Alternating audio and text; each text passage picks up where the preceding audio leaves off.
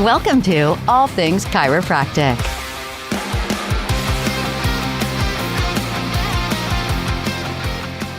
Welcome to another episode of All Things Chiropractic. I'm Paul Andrews. And I'm Dr. Mark Davini. Welcome, everyone. All right, Doc, what are we talking about today? Well, it's kind of an interesting mix of things that we're talking about. We're going to kind of merge the concept of the imposter syndrome and overconfidence. Why do you look straight at me when you say imposter syndrome? How dare you? I know. All the people in the audio don't get to see us, which one day will change. I think people know what overconfidence might be, but what is imposter syndrome or phenomenon? It's an old concept, actually. It's nothing new, but it's kind of getting new attention, if you might say that. But it's that feeling that you don't deserve your success, that in one way or another you're faking it. And even though every bit of what you see and hear and do is to the contrary of that. And so it starts becoming an issue in things like your practice, where you get your practice to a certain point, and then all of a sudden this feeling starts taking over and you actually sabotage yourself. Well, but what about this concept of like fake it till you make it? Well, now we're getting into the other side of the coin that we just mentioned, the overconfidence, right? So it's that balance between knowing what you know, do what you do it well, but have it clearly thought out in your own mind that you are who you are. And we don't see that often. I mean, it's kind of a strange thing. And doing a little research on this, I was shocked to see how much research was actually out there on this with healthcare providers specifically too. I mean, Right. Right.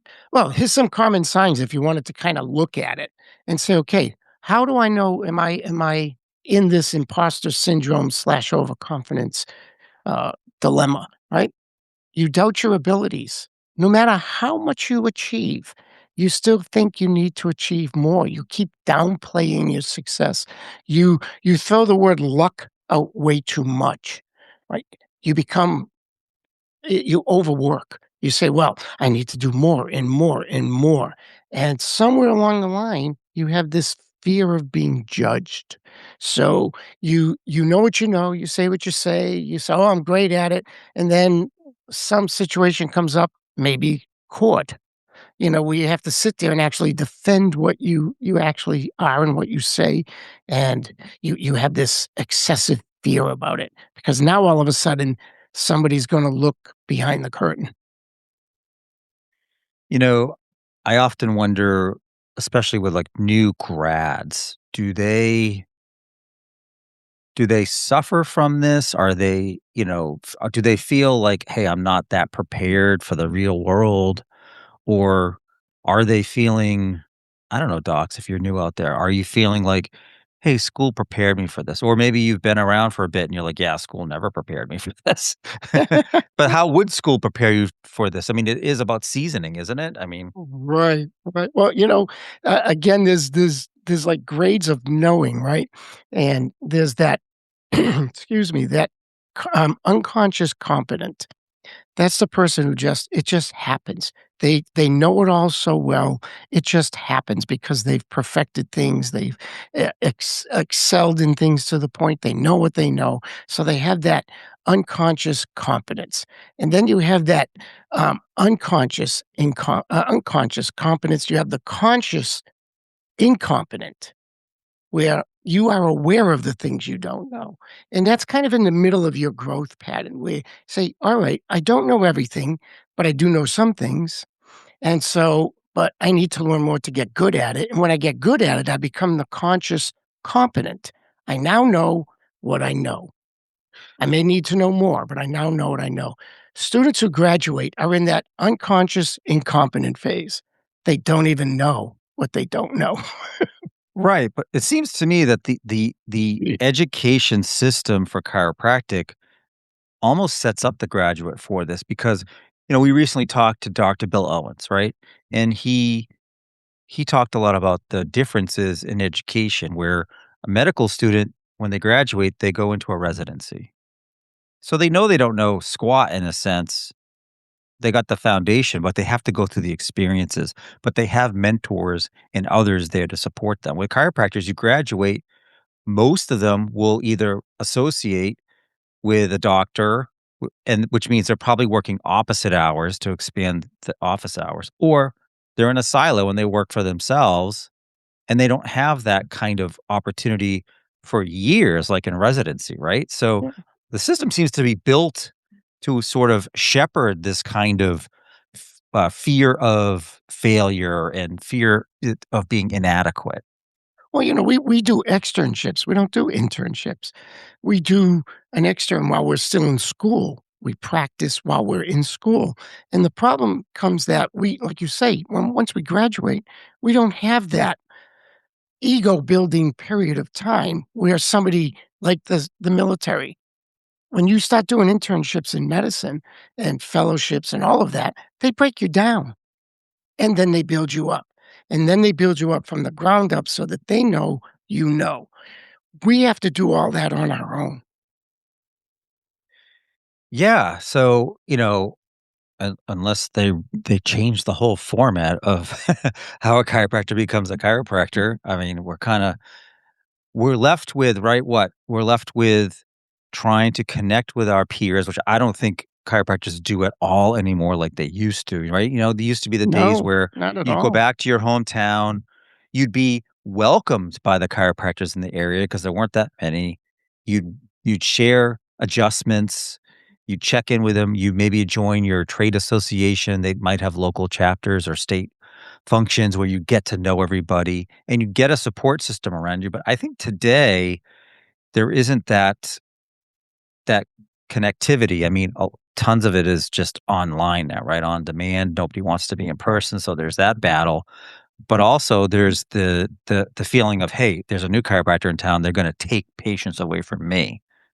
You know? Oh, and it's so true, and we all have to come out of school, and we all have to have a certain amount of confidence in what we do, or we wouldn't be able to do it, and some of that may be put in the realm of overconfidence in a sense that it's not backed up by experience, it's not backed up by, extended knowledge, it's basically you learn what you learn in school, and you come out and you start practicing it. I always found that word interesting. It's not doing, it's practice. Right? So we come out and we keep practicing what we know to the point where we become that either conscious competent or the unconscious competent. So the situation with a young doctor coming out right now is they have to have a certain amount of, we'll say, unsubstantiated confidence, and the schools have to build them up enough to be able to go out and do what they do. But if they don't continue to learn, and if they don't pay attention to these things that we're talking about, like today, and other things we've talked about in our podcast, they just fall into this rut. And how many times do we go into an office and we start asking some very basic questions, not about all the stuff nobody cares about, but I'm talking about like basic clinical questions. Why do you do what you do? I ask this question all the time and it blows my mind that I don't get clear answers. What is it that you do to determine when and when not to adjust? Mhm. And then I got to go through this hamana thing for the next 5, 10 minutes before they finally arrive at some kind of loosey goosey criteria that they have to determine when and where to adjust. And I'm not saying that happens to everybody, but I'm saying it happens way too much. So if they're trying to tell you, getting back to the imposter syndrome thing, you got to remember just innately in our name, our title, we call ourselves doctor. So do you own that? Do you own that title? So every time you say, I am Dr. Mark Davini, do I believe it? Or am I just saying that to portray a level of confidence that may or may not be Yeah. substantiated? It could be a little of both. Probably Right. the more you're in practice, the less you feel fraudulent about it. But you know, in looking at some of the research, it was crazy to see that between 60 and 70% of healthcare providers uh, had these feelings of feeling like an imposter or feeling like they're not qualified or they're going to fail. Like it was an amazing amount. And some of the research talked about how it ends up sort of influencing the caregiving, the Right. recommendations, the treatment. Wow. Yeah. But we get beat up a lot, so, the old joke, we're the O doctors, right? So you introduce yourself as Dr. Mark Davini. What's the first question somebody would say? Oh, really? What kind of doctor are you? And you say, I'm a chiropractor. And they go, oh, we're the O doctors, right? Uh, And, that erodes your confidence. So what do you do with that? Do you regress or do you go forward? Do you become overconfident or do you stop saying I'm Dr. Mark Davini? well, that's a good question because I start to wonder too, like, with a large majority of chiropractors that leave the profession after a certain period of time. Mhm. Yeah, And, you can tie it to perhaps a lack of success or a lack of financial gain or burnout. But some of the things that you attributed to are the characteristics of this imposter phenomenon. sure. But We let's do talk. it, right? I mean, we do it in recent years examples, right? When everybody was referring to Joe Biden's wife as Dr. Biden, everybody's mind went to medical doctor. Then I you think, find out she's a yeah. PhD in education and your mind goes, "Oh, geez." So she certainly has the title doctor, but now your mind, even our minds, everybody's mind goes to, "Well, should she really go around calling herself doctor? Because Yeah. that I puts a mean, I different think, impression." And so yeah. we struggle with that on a lesser level If you're in because a we do treat Yeah, people. if you're in a like a collegiate setting, it makes sense to call your Right. professor doctor or whatever. Well, my wife's she's in the last semester of her doctoral program as an occupational therapist. And I joke with her, I'm like, I'm gonna introduce you as Dr. Deirdre Andrews to everybody as soon as you graduate. Yeah. And You and know? it's a true statement. Yeah. Well, It's a true statement. every lawyer is a Juris Doctorate, right? So you could call them doctors, Exactly. So you know? what I'm saying is, though, everybody's mind is in that place at a different level. And it goes all the way from, I really don't want to say it, to I say it in a way that maybe portrays a different model. It's the person who advertises, and nowhere in the advertisement are you identified as a chiropractor. I am Dr. Davini, doctor, but nowhere in the advertisement do you put the word chiropractor in there. Why is that? Here's a question. Would I be considered imposter phenomenon if I changed my first name to doctor and then you had to call me that? Yeah. That the old joke used to be that in I think it was Australia or New Zealand, one of them Yeah. when I went to school, they weren't allowed to call chiropractors doctor, and one person that we know of did name his son, his first name was Doctor. Yeah. So, Hey. yeah, yeah. And I had a good friend in college whose last name was Doctor, and he Yeah. became a PhD in genetics, so he was Doctor. Yeah. It might be worth the trouble just to do that. I don't know. Yeah, yeah, some of it's just fun. It's better In than you know, Doctor in, Bone Break, yeah. in the service they call it stolen valor. What is it called with stolen credentials? Like, Stolen credentials, yes, stolen credibility. Yeah. Because let's face it, we all use the title as a way of gaining credibility, and what we're saying here is make that credibility real in your mind, and if it's real in your mind, it'll be real in everybody you say it to. If it's not real in your mind, no one's gonna buy it. Let's talk about the other side of the coin for a second. Let's talk about that overconfident doctor. And I'll just paint a quick picture, like my vision of it is doctor who's been out for a bit and they really haven't been, as I call it, like kicked in the stomach business wise or professionally. They're doing pretty well. They're rocking it. They're feeling good. Nothing's really stopped them or any speed bumps. So they start to feel pretty robust in their abilities and their clinical skills, business skills. And maybe that lack of getting humbled along the way can create an overconfidence. And I bet I'm going to ask you this. I bet you have seen it in recent years because of your medical malpractice defense work. Have you seen that overconfidence sort of play into someone who got into a problem? Oh, absolutely. And I'll tell you a little story, but about a friend of mine who kind of put this to me.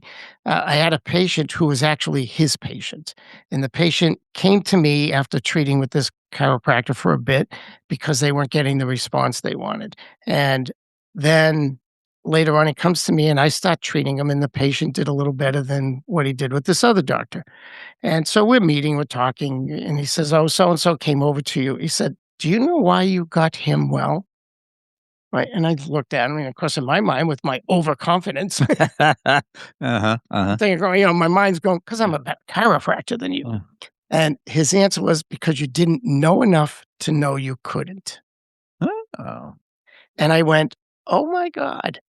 It's true. I dove in, and essentially, he knew so much about the risks and the potentials and maybe the outcomes because he's treated 100 just like it, and he was almost being more honest with the patient and maybe conservative with the patient, and what he needed was someone who didn't know what the hell he was doing, go in there and just crank away and Yeah. and and, you know, get away with it in a sense, right? Get away with it, and so it's true that in those beginning stages, you don't think about everything. So to go back to your question, yeah, God, once I got on the state board and at the time, so now I'm looking at all the rules, all the regs. What am I doing? Am I doing it right?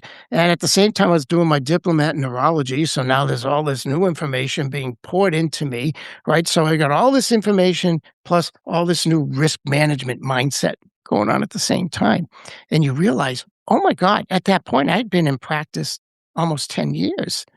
And I found out how little I really knew on so many levels. I'm gonna isolate that one soundbite right there. Yeah, yeah, yeah. That's Thank gonna you. be what you play over and Yeah. over again. How little I really know. How rea Thank you for that gift. Okay, thank you everybody for Yeah, joining us for all yeah, right. Yeah. Oh, you Well, yeah, guys think it's easy. You yeah. guys out there think this is easy, right? So I'm thinking about it. Have All right, so 2 things. 1, when you have done continuing education or your colleagues, people you know, and these sort of aha moments happen at certain CEs, like you really connect with an analysis or a method or a technique, and then you, like, go in Monday morning and you're just, like, on fire about it. But perhaps you haven't assimilated all of that yet, and you get this overconfidence about this new thing that maybe you didn't realize, you're going a little too fast, let's say, before you're seasoned in that. Have you ever seen that kind of experience or experienced that yourself where you're like, maybe I need to pull off the gas pedal because Yeah, you I go both ways. Sometimes you have to pull back and then maybe sometimes accelerate. It's sort of the same thing like the human body, right? What is the body like? It likes homeostasis, right? It wants to be in the middle, doesn't like extremes, either too much or too little. So when you look at the imposter syndrome, you're looking at too little. You're overcompensating for things that you may know or may not know, or at least don't think you know enough. I always need more and more and more and more so that I can justify what I do and feel better about myself. And you got the overconfidence where, nah, I don't need to know any of that. I know that what I do works and that's good enough for me. And both extremes go along to get along. There are people who practice their whole life at both ends of the scale, never have an issue. And then there are those who are in the, in between somewhere and may either have an issue personally, just because you say, I just need to know more, be better, whatever, or maybe something actually did happen where the too little or too much hurt you. I was recently at a professional conference and there was an attendee talking to a vendor who had uh, an injury. And this person kept saying, like, "Oh, I can get you better. I Mhm. can do an assessment. I can do this. I can do that." And I'm just witnessing this going, you know, you're making this about what you can do for them, not I mean, what your abilities are for them versus how can I assist you in healing? How can your body heal itself, as chiropractors say, and others. It was just like this ego trip that I was watching, And I'm saying to myself, that person is so overconfident in what their abilities are. One, they're to me, they were advertising far more than they can do. And secondly, they weren't really making it about the person they were talking to. It was just about them challenging that person to say, "Hey, let me make you better. Right. Let me do this Let for me you." do that. And I'm I think looking it's the at it. difference between I'm sorry, go ahead.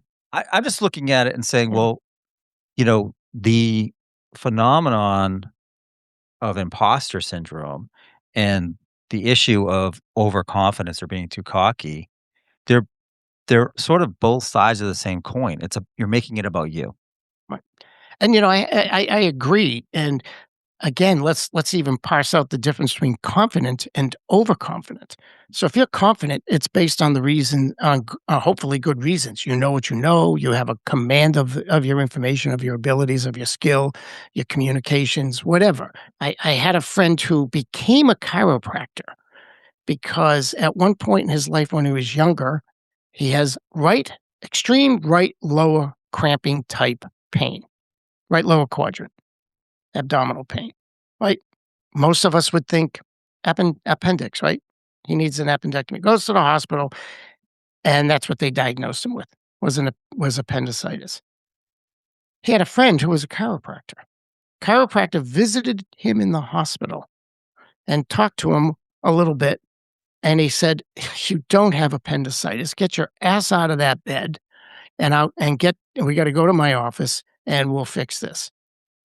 Now, was that overconfidence or confidence? So That was a takes board him back complaint to the waiting to happen. office. Yeah, takes him back to the office, and, this was him looking at the chart saying, "You have no elevated white cell count, you have no fever, blah, blah, blah. You don't have appendicitis, they're misdiagnosing you." He treats his ileocecal valve, and the pain went away almost immediately, Yeah, and that's what made him look into becoming a chiropractor, because he became a very renowned kinesiologist, in the field yeah. of kinesiology and chiropractic, and now, was that doctor being overconfident or confident? He didn't just say, "Oh, I'm a chiropractor, I can cure everything." He looked at the chart. He had a clinical base of knowledge that he called upon, came to a conclusion different than the quote real doctors, right? And said no. And I you can want tell to you know what he something? I had. had that same experience, only I went the opposite. I went into the hospital with right lower quadrant pain. I was only 12 at the time, and I never had a fever, never had an elevated white cell count. I'm behind the curtain. I hear the two doctors talking, and one doctor saying, "I got to go in and take out his appendix." And the other doctor's going, "Well, he doesn't have an appendix. His white cell count is normal and no fever." And the other guy said, "I don't give a damn what the white cell count says. I'm going in there and seeing what's going on." And I'm like 12 years old instead of somebody arguing for me or me going, excuse me, can we talk about this?" Yeah, I was in surgery a half an hour later yeah. and they took out my appendix. Well, that doctor had a lot of balls, I can tell you that, to go into a Confidence, hospital. confidence, yeah, Yeah. confidence. And Dude, the irony of it is we know as chiropractors that if you go in there and just start poking around and manipulating the bowel enough to pull out my appendix, you probably influence the ileocecal valve and relieve the situation anyway. but but look at that. If that happened in today's world, there would have probably been a board complaint, an investigation, a scope issue. I Yeah. mean, you name it, right? Would you have the confidence to pull somebody out of a hospital bed? I I don't don't think know. that even exists today I know, I know. because of Security would things probably be called, well, right? because of things we know, like Yeah. we're saying. So all of a sudden we have board issues and we have this and we have that, So it's a whole continuum of everywhere from feeling like the imposter because you either you feel like you don't deserve what you're getting, all the way up to I deserve this and more, and I'm gonna keep taking it, and there's no basis for it. When you along the way in your long, illustrious, long career, have have you ever had, like, either in your office or maybe in, like, continuing ed, settings, clinical arguments with your colleagues? Like, clinical debates? Yes. That You know, um, And it's kind of interesting as things evolved now where I do a lot of expert testimony. Um, I have one of the lawyers I work with, what she likes to do with me is let me pretend to be the other side. So I get to argue with my colleagues, but in this controlled setting where I would either pretend to be the board if it was a board complaint, or I would be the plaintiff attorney if it were a malpractice type of complaint, and I just drill the doctor, right? And it's kind of interesting how little time it takes to get them to contradict themselves. And this is what we're talking about, the difference between the imposter syndrome and the overconfident person, that somewhere in the middle, you should really think about what you do, why you do it, and have a rationale for all of it. If you choose activator, what's your rationale? Clinical rationale. You may not have one. You may pick it for other reasons. If you use drop tables instead of manual adjusting, diversified constant or whatever, what's your rationale? If you do a mix, what's your rationale?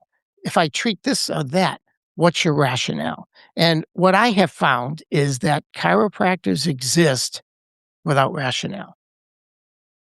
Does that come from their education, or does it come from, the lack of collegiate, uh, practice where they don't have their peers to lean on, experienced doctors? I think they're just not told they're supposed to do it. They come out of school. I was taught everything I needed to know to think out what I wanted to do and how I wanted to do it. And then, of course, time I got better and changed and evolved and all of that. But I'm not going to blame the schools there. They did a good job. At least when I went to school, I let it go. When I went to school, I was gonna I go there, but it seems like I such a, know, you know, but when I went to easy school, it was target. really, we were taught everything we needed to know, but you still have to go further. You don't just say, "This is what I do." But Why? back then they had, like, Because 1 I've done it textbook for for a the long whole time. back then they only had, like, 1 textbook for the whole education, right? Yeah, it was easy to memorize. So it's Yeah. It was very little known back then, right? exactly. So it took a long time Yeah. to get to know. Yeah, yeah, Yeah, yeah. but I don't think people think about what they do intellectually, just self-talk, self-analysis.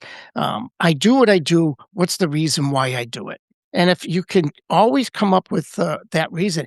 Perfect example, ask a chiropractor to define subluxation. We've talked about this before, and some will have that, boom, right off the bat, they'll have that nice elevator, 1 or 2 or 3 liner, and then other people start out with, "It's kinda like," and then you haven't even really stopped to think about what it is you treat, let alone how you treat it and why you would treat it this way as opposed to that way. There has to be reasons, and I think we get all too comfortable going along in life and not thinking about it, anything we do and why we do it. So think about it. So, what are some of the takeaways? If you're out there, doc, and you're saying, "Well, some of this kinda resonates with me because I am sort of more than faking it till I make it. I feel as though perhaps I'm inadequate or Mm. I'm not seasoned enough." What would some of your, advice be as a Well, seasoned it's doc? really your advice. I'm going to piggyback off your advice. Get with your friends, your colleagues, sit around and talk about what you do and make your friend, and your friend should make you give you a reason why you do it that way. And you just have a nice exchange because it all comes down to like that story I told you about that friend that told me I didn't even know that I couldn't get this person well. Well, that was impactful in my life because it made me think, well, what don't I know? And what did I think I knew to let me do what I did, ignoring what he knows, you know? And so it really came from just conversations. Just like you said, don't be afraid of your colleague, embrace your colleague and learn off each other. This when I practiced in an area when at the one time there was only 3 chiropractors in the area.